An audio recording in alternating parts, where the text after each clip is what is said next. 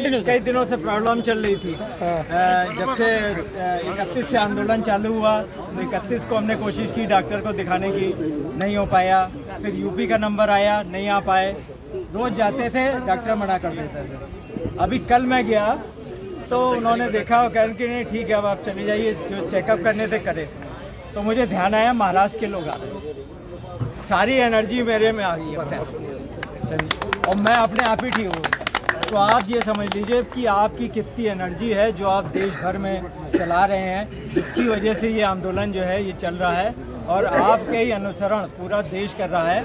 और हम लोग तो सीख लेते हैं कि हमारे जो कमांडर साहब हैं, राजावत जी हैं, पाटिल सर हैं, सरिता ताई हैं, मीना ताई हैं, जैसी ताई, सब लोग इतनी ज़्यादा मेहनत कर रहे हैं कि हम लोगों को लगता है कि हम लोग तो कुछ कर ही नहीं रहे, हम लोगों को ज़्यादा से ज़्यादा करना चाहिए। तो यही सोच के हम लोगों की एनर्जी इसमें आई और हम लोग यहाँ पे इकट्ठे हैं। 7 दिनों से कार्यक्रम चल रहा है और बुल्डाना के लिए तो क्या कहा जाए, पेंशनरों का तो यही कहना है, सारे तीर्थ बार बार बुल्डाना एक बार। जो वहाँ पे हुआ या समझ लीजिए उसने कर्मभूमि को छुआ और वो अमर हो गया।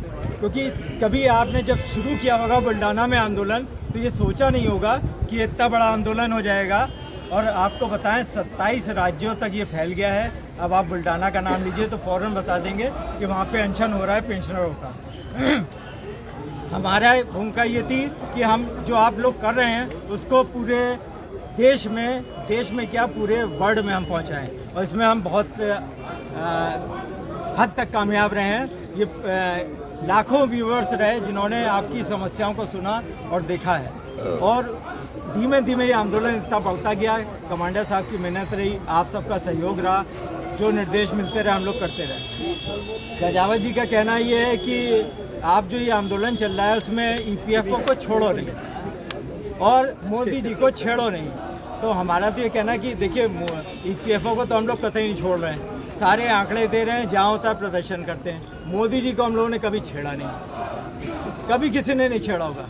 जब कहा गया थाली बजाओ थाली बजाई, जब कहा गया घर में बैठो घर में बैठे, जब कहा गया लाइन लगो नोट बदलो तब लाइन में बैठे। अभी शुरू हुआ राम ज्योति वाला, जब कहा गया राम ज्योति तो हम लोगों ने राम ज्योति जलाई। जब मन की बात उन्होंने कही हमने सुनी, हम लोगों ने तो कभी अपोज ही नहीं किया, जो कहा गया वो किया।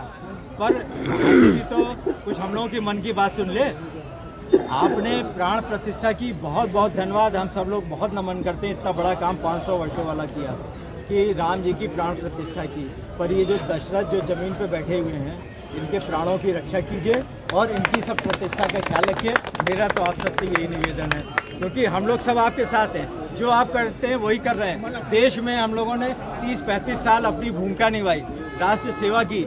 जो हम लोगों को काम कहा गया कि सरकार की बदनामी ना होने पाए, आप अच्छा काम करिए, बढ़िया बिजली दीजिए। कर्फ्यू जो लोग बिजली बोर्ड में थे बढ़िया सी बिजली दी उन्होंने, जो खाद्यान्न से जुड़े थे कर्फ्यू बाढ़ हर चीज़ में उन्होंने अपनी जान की परवाह न करते हुए सारा काम किया। हम लोगों ने खूब देश सेवा की, हम लोग सबसे बड़े देशभक्त हैं और इस वक्त ज़मीन पे बैठे हैं। तो सरकार को सुनना चाहिए। जब इतने बड़े बड़े काम हो गए तो ये तो बहुत छोटा सा काम है, ये तो चुटकी बजाते ही ये काम शुरू हो जाएगा। तो मेरा तो निवेदन ये है कि आप जो है हम लोग का काम कीजिए, इन जो दशरथ बैठे हैं इनके प्राणों की और प्रतिष्ठा का ख्याल रखें। आप हम लोगों की मांग जल्दी से जल्दी मांगे, तो क्योंकि हम लोग बहुत थोड़ा सा जीवन बचा है। यहाँ आप देख रहे हैं 60, 70, 75 साल के लोग हैं, तो जीवन बचा है वो अच्छे से काट लें, यही बस आपसे निवेदन है। धन्यवाद बहुत बहुत। गुहार लगा रहे हैं कि आप सरकार को जागरूक कीजिए और हमें न्याय दीजिए। हमारा ही पैसा है और हमारे पैसे से हमारा बुढ़ापा का गुजारा नहीं होगा, तो हम शांत होकर मरे या हम आनंद से मरे, मरना सभी को, हमको भी है। लेकिन हम किस स्थिति में मरते हैं और क्या कह के मरते हैं, इसमें बहुत बड़ी एक प्रकार की वेदना है। तो वेदना को आप दूर कीजिए, हम लोगों को न्याय दीजिए, इतना ही कहता हूँ। मैं आपको ये भी बताना चाहता हूँ सर कि हमारे पेंशन फंड में EPS के या फिर इसके सामने 2 घंटे के मीटिंग में पावर पॉइंट प्रेजेंटेशन और पूरी रिपोर्ट देके सबमिट करके बताया है 9 लाख करोड़ हमारे EPS के पेंशन फंड में 9 लाख करोड़। इसमें जो कॉन्ट्रीब्यूशन 7.5 करोड़ लोग इसके अंशदान करते हैं, उनका आने वाला अंशदान 1 लाख करोड़ का अंशदान है। और दोनों को मिला के जो ब्याज है इन्वेस्टमेंट से, वो तकरीबन 1 लाख करोड़ है। अब इतना बड़ा पैसा होने के बावजूद हमारी मांग ब्याज के 1% से कंप्लीट हो सकती है। फिर देर किस बात की? देर किस बात की? दूसरी एक आपके लिए महत्वपूर्ण मैं बताना चाहता हूँ, ताकि आप संसद में बात करें कि श्रमयोगी मानधन योजना जो सरकार ने बनाई है, उसमें श्रमयोगी मानधन योजना में अगर मैं 100 रुपए देता हूं तो सरकार भी 100 रुपए भरती है। 100% सरकार का कंट्रीब्यूशन है। इस योजना में मैं 100 रुपए अगर 30 साल भरूं तो मुझे 3,000 रुपए पेंशन की गारंटी है, जबकि एनपीएस में सरकार का 14% कंट्रीब्यूशन है।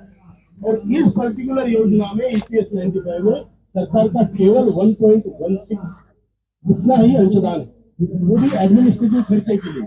प्रैक्टिकली हमारे लिए सरकार की कोई मदद नहीं है। तो हमें बाकी योजना के तहत जैसे हमें भी थोड़ा सरकार का कंट्रीब्यूशन बना के दिया जाए, ये हमारी मांग है। और हमारे कुछ ब्याज के पोर्शन से हमारी मांग पूरी की जाए, दोनों मिला के हमारा काम हो सकता है और हमें अच्छी पेंशन आप दे सकते हैं।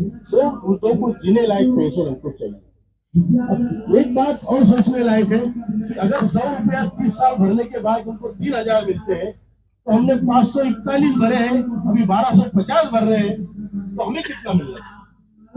ये कंपैरिजन आप देखिए, एक ही देश में 3 स्कीम चला के एक का लूट के, हमारे मराठी में बोलते हैं सातारा लुटून पुण्याला दान, ऐसा नहीं होना चाहिए।